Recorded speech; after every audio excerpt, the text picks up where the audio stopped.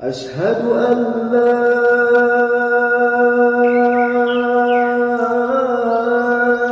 إله إلا الله.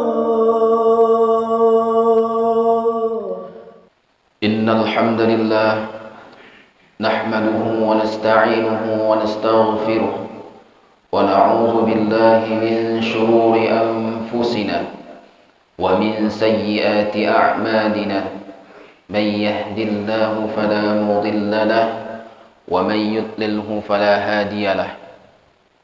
أشهد أن لا إله إلا الله وحده لا شريك له وأشهد أن سيدنا محمدا عبده ورسوله. اللهم صل وسلم وبارك على سيدنا محمد وعلى آله وأصحابه أجمعين. أما بعد، فيا أيها الحاضرون اتقوا الله حق تقاته ولا تموتن إلا وأنتم مسلمون. قال الله تعالى في كتابه الكريم: أعوذ بالله من الشيطان الرجيم، بسم الله الرحمن الرحيم. وليخشى الذين لو تركوا من خلفهم ذرية ضعافا خافوا عليهم فليتقوا الله وليقولوا قولا سديدا. صدق الله العظيم. Ma'asyiral muslimin, jamaah salat Jumat rahimakumullah. Pertama-tama dan yang paling utama, marilah kita panjatkan puji syukur kita kepada Allah Subhanahu wa taala atas berbagai limpahan nikmat dan karunia-Nya sehingga kita dapat melaksanakan salat Jumat secara berjamaah di masjid yang penuh berkah ini dalam keadaan sehat walafiat. Selanjutnya salawat dan salam kepada Nabi Muhammad sallallahu alaihi wasallam. Mudah-mudahan dengan kita memperbanyak salawat kepada Nabi Muhammad, kita tergolong umatnya yang akan mendapatkan syafaatul uzma di yaumil akhir kelak nanti. Amin amin ya rabbal alamin. Di atas mimbar yang mulia ini, khatib tak bosan-bosannya berwasiat kepada diri khatib sendiri khususnya dan kepada seluruh jamaah sekalian untuk senantiasa meningkatkan keimanan dan ketakwaan kita kepada Allah Subhanahu wa taala untuk menjadi bekal kita dalam mengarungi kehidupan di dunia ini. Wujud penguatan ketakwaan ini adalah dengan menguatkan komitmen dalam menjalankan perintah Allah dan menjauhi segala larangannya. Di antara perintah Allah adalah senantiasa menjaga diri kita dari siksa api neraka.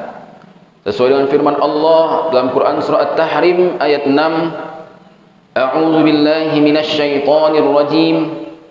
Bismillahirrahmanirrahim. Ya ayyuhalladzina amanu qu anfusakum wa ahlikum nara. Shadaqallahul azim. Wahai orang yang beriman, jagalah dirimu dan keluargamu dari api neraka.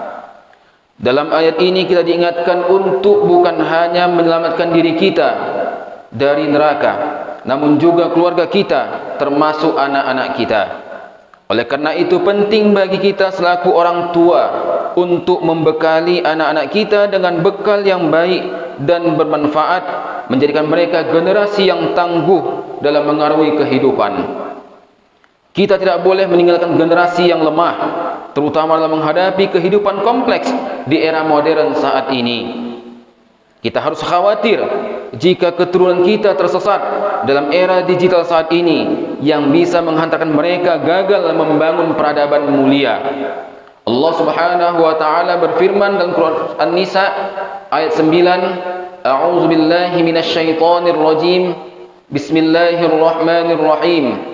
وَلْيَخْشَى الَّذِينَ لَوْ تَرَكُوا مِنْ خَلْفِهِمْ ذُرِّيَّةً ضِعَافًا خَافُوا عَلَيْهِمْ فَلْيَتَّقُوا اللَّهَ وَلْيَقُولُوا قَوْلًا سَدِيدًا. Hendaklah merasa takut orang-orang yang seandainya mati meninggalkan setelah mereka keturunan yang lemah, yang mereka khawatir terhadapnya. Maka bertakwalah kepada Allah dan berbicaralah dengan tutur kata yang benar dalam menjaga hak-hak keturunannya. Quran Surah An-Nisa ayat 9. Ma'asyiral muslimin, jamaah salat Jumat rahimakumullah. Di era digital yang serba cepat ini dan penuh dengan perubahan, anak-anak kita menghadapi berbagai tantangan baru yang tidak pernah kita hadapi sebelumnya. Kemudahan akses informasi, derasnya arus teknologi, dan terbukanya ruang global menuntut mereka untuk memiliki 3 fondasi yang kuat, yakni ilmu, akhlak, dan keterampilan. Tanpa penguatan pada 3 hal ini, generasi muda akan mudah terombang-ambing oleh arus globalisasi dan kehilangan arah. Yang pertama, penguatan ilmu pengetahuan. Ilmu pengetahuan merupakan kunci utama untuk membuka pintu kemajuan. Melalui ilmu, generasi muda dapat menemukan kemudahan dalam hidup dan memahami dunia yang lebih luas. Bukan hanya untuk urusan dunia, urusan akhirat pun harus bermodal dengan ilmu. Sebagaimana hadis Rasulullah sallallahu alaihi wasallam yang diriwayatkan oleh Imam Ahmad, "Man arada dunya fa alaihi bil ilmi, wa man arada al akhirah fa alaihi bil ilmi, wa man aradahuma fa alaihi bil ilmi." Barang siapa yang menginginkan dunia, maka harus dengan ilmu. Barang siapa yang menginginkan akhirat, maka harus dengan ilmu. Barang siapa yang menginginkan keduanya, maka harus dengan ilmu. Hadis riwayat Ahmad.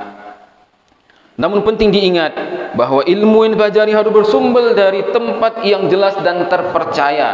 Dalam konteks ilmu agama, kebenaran suatu ilmu harus ditelusuri hingga sanadnya bersambung kepada Rasulullah sallallahu alaihi wasallam. Ilmu agama yang tidak bersumber dari guru yang jelas atau sanad yang sahih dapat menjerumuskan seseorang pada kesesatan.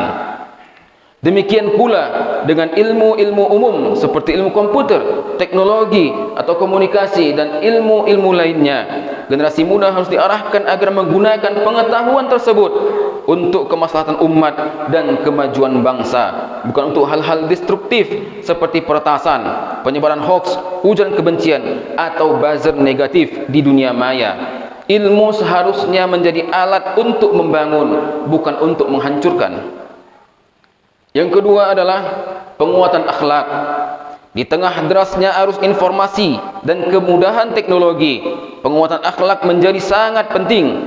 Generasi muda saat ini hidup dalam situasi yang penuh godaan digital, konten hiburan, media sosial, dan berbagai informasi tanpa batas yang mudah diakses hanya melalui gawai. Jika tidak dibentengi dengan akhlak yang kuat, mereka terpengaruh, kehilangan kontrol diri, dan terbentuk menjadi pribadi yang rapuh secara mental. Generasi muda harus dilatih untuk memiliki mental yang tangguh, tidak mudah menyerah ketika menghadapi kesulitan, serta mampu mengendalikan diri di tengah segala bentuk kemudahan yang disuguhkan teknologi. Selain itu, nilai-nilai etika, sopan santun, dan rasa hormat kepada orang tua dan guru harus terus dijaga. Akhlak yang mulia adalah fondasi untuk membangun peradaban luhur. Tanpa akhlak, ilmu dan teknologi justru dapat menjadi bumerang yang merusak kehidupan dunia. Seperti pepatah Arab mengatakan, al-adabu fawqal ilmi. Adab lebih tinggi daripada ilmu. Yang ketiga adalah penguatan keterampilan.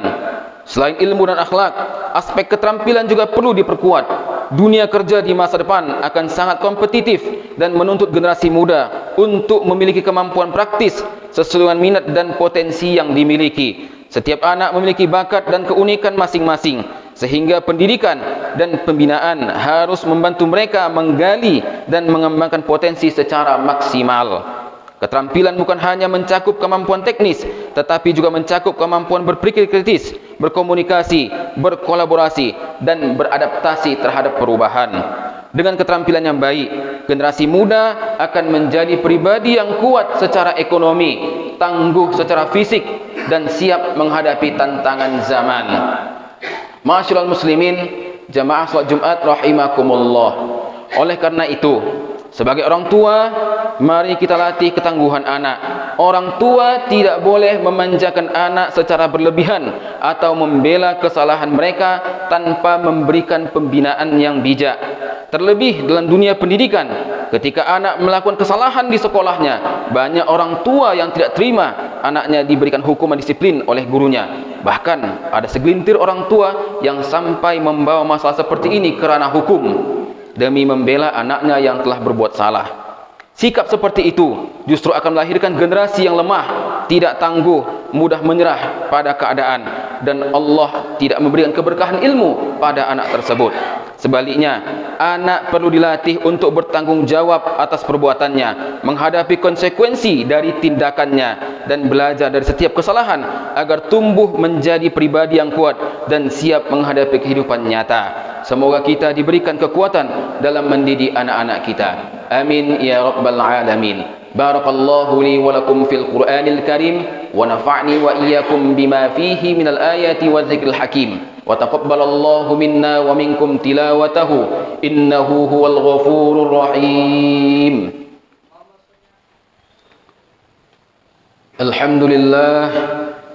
Alhamdulillahilladzi amarna bil ittihadi wal i'tisam bihablillahil matin. Asyhadu an la ilaha illallah wahdahu la syarika lah. Iyyahu na'budu wa iyyahu nasta'in. Wa asyhadu anna Muhammadan 'abduhu wa rasuluhu al-mab'uts rahmatan lil 'alamin. Allahumma salli ala sayyidina Muhammad wa ala alihi wa ashabihi ajma'in. Ittaqullah mastata'tum wa sari'u ila maghfirati rabbil 'alamin. Inna Allah wa malaikatahu yusalluna 'alan nabi ya ayyuhalladzina amanu sallu 'alaihi wa sallimu taslima. Wa sallallahu 'ala sayyidina wa maulana Muhammad wa 'ala alihi wa sahbihi wa sallim. Birahmatika ya arhamar rahimin.